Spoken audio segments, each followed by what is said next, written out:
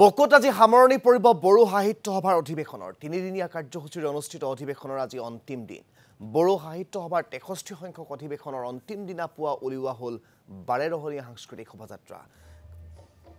কিছু সময় পূৰ্বে শোভাযাত্ৰা বাহিৰ কৰা হৈছে আমি সেই শোভাযাত্ৰা কিছু পৰিৱেশ দেখুৱাবলৈ আপোনালোকক লাইভত লৈ গৈছো আমাৰ সাংবাদিক গোবিন্দ দলৈ এই মুহূৰ্তত সেই অধিৱেশনস্থলীৰ পৰা আমাৰ সৈতে সংযুক্ত হৈছে গোবিন্দ ইতিমধ্যে এই শোভাযাত্ৰা বাহিৰ কৰা হৈছে আপোনাৰ পৰা সামগ্ৰিক পৰিৱেশটো আমি জানিব বিচাৰিম হয় আজি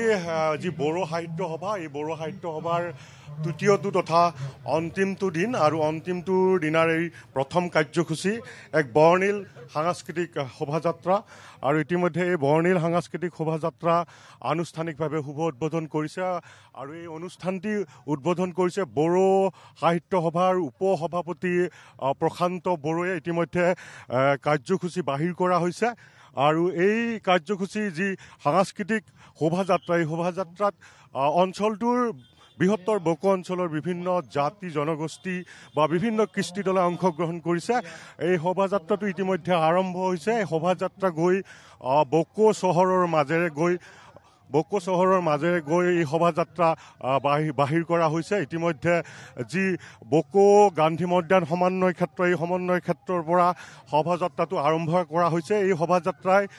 বকো চহৰৰ মাজেৰে গৈ পুনৰ এই বকো গান্ধী মৈদান সমন্বয় ক্ষেত্ৰলৈ আহিব বিভিন্ন জাতি জনগোষ্ঠীৰ ইয়াত কৃষ্টি সংস্কৃতি বা বকো অঞ্চলৰ বিভিন্ন জনগোষ্ঠীৰ ৰাইজে ইয়াত অংশগ্ৰহণ কৰিছে ইতিমধ্যে তিনিদিনীয়াকৈ বড়ো আজি বড়ো সাহিত্য সভাৰ এই কাৰ্যসূচী ৰূপায়ণ কৰা হৈছিলে 19 জানুৱাৰীৰ পৰা এই কাৰ্যসূচী আৰম্ভ হৈছে আৰু 19 জানুৱাৰীৰ পৰা আজি 21 জানুৱাৰীত এই কাৰ্যসূচী সামৰণি পৰিব আৰু 21 জানুৱাৰীৰ এই সাংস্কৃতিক শোভাযাত্ৰা চলি আছে সাংস্কৃতিক শোভাযাত্ৰাৰ পিছত আজিৰ এই অনুষ্ঠানৰ মুকলি সভাত অংশগ্ৰহণ কৰিব ৰাজ্যৰ মুখ্যমন্ত্ৰী ডক্টৰ হিমন্ত বিশ্ব শৰ্মা 12 বজাত মুকলি সভা অনুষ্ঠিত হোৱাৰ কথা কি কাৰ্যসূচী আছে কি সমদলৰ বিষয়ে আমি জানিব বিচাৰিম যে সমদল উন্মোচক যি বড়ো সাহিত্য সভাৰ উপসভাপতি প্ৰশান্ত বড়োৰ জৰিয়তে বকোৰ